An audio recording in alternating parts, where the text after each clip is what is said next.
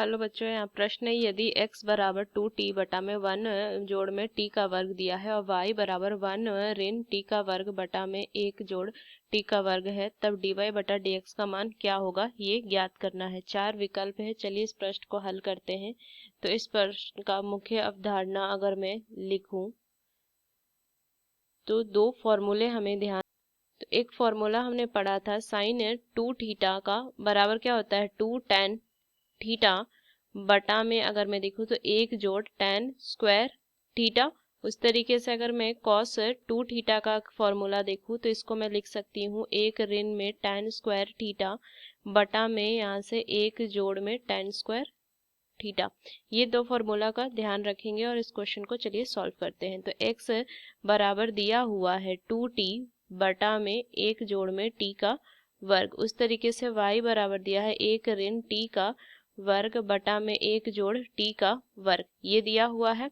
तो अगर मैं मान ली कि t को मैं tan थीटा लिख लूंगी, अगर मैंने मान लिया इसको कि t बराबर tan थीटा, तो यहाँ से क्या माना जाएगा x बराबर में 2 tan थीटा बटा में यहाँ से क्या हो जाएगा 1 जोड़ में tan स्क्वायर थीटा, ये लिखेंगे।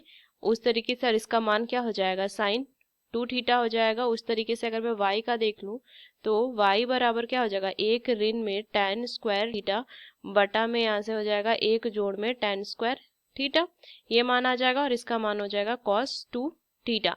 तो अगर मैं इसको क्या करेंगे dx को x को थीटा के सापेक्ष अगर मैं अवकलन कर दूं तो क्या आ जाएगा 2 cos 2 थीटा। उस तरीके से अगर y को मैं थीटा के सापेक्ष अवकलन कर दूं तो क्या हो जाएगा cos 2 थीटा का माइनस 2 sin 2 थीटा, ये लिखेंगे हम।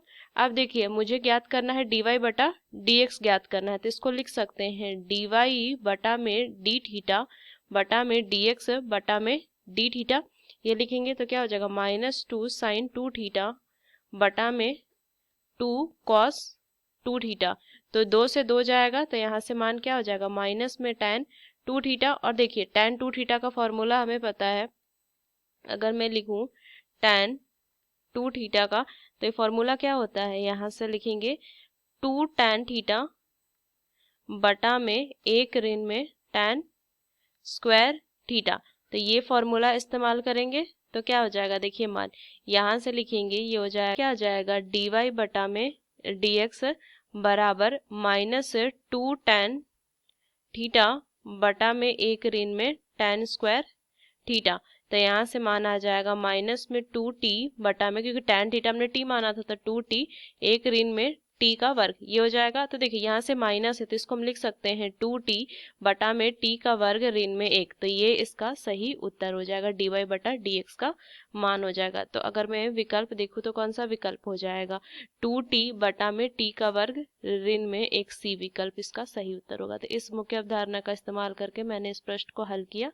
आशा करते हैं ये प्रश्न आपको समझ में आया हो। धन्यवाद।